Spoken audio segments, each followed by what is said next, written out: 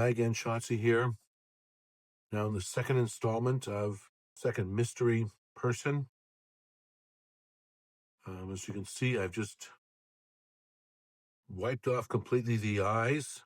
The beauty of oil paints working wet on wet. Something called alla prima. I can make any correction I want, including completely rubbing something off if I just feel it's just not in the right location. Something is off with it.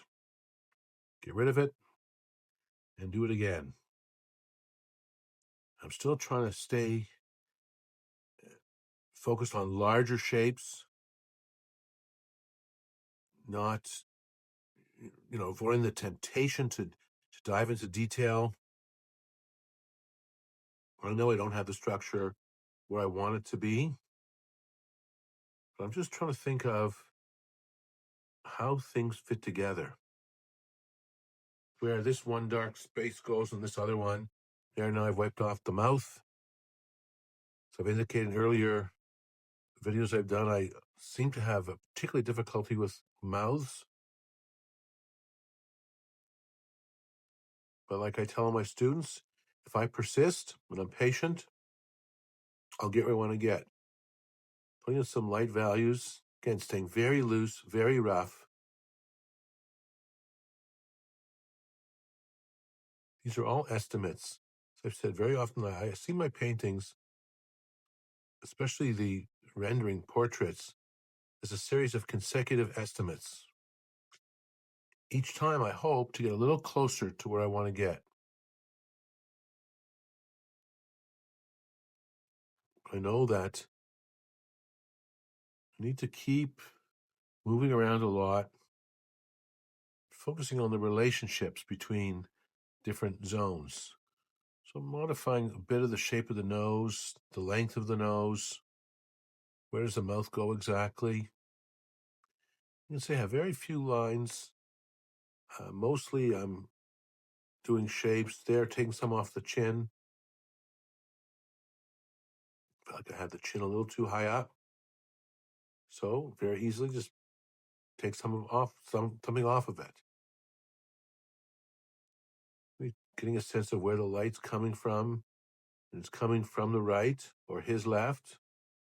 That's why the left of his face or the right from the painting perspective is lighter. It's where it's getting the light. I'm starting to feel like I'm getting a little closer to the basic dynamic between the various facial landmarks, the eyes, the nose, the mouth, the ear, the hair, the neck, the chin. I want to get where they are relative to each other.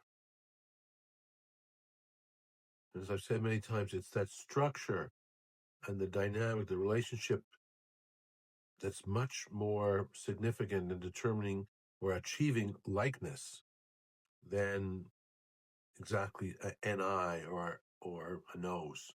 I want them to be accurate as well. But first I have to know exactly where that eye goes. And that can take some time to establish.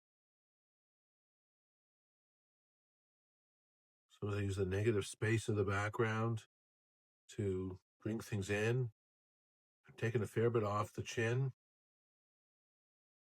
Face felt like it was a bit too long.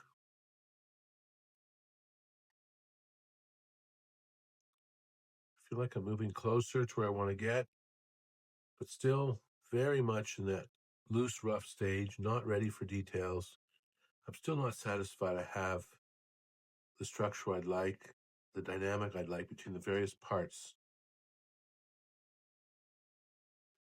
Even with that shirt, just where's it shaded? Where's it folded over? Blocking light. I can see very clearly on this face right now, particularly the left side or his right, that Rembrandt triangle, where the light just peeks over the nose. All right, that's it for the second installment. Please stay tuned. I will continue. And hopefully, it's only a matter of time until this person becomes recognizable. Thanks so much. Bye-bye.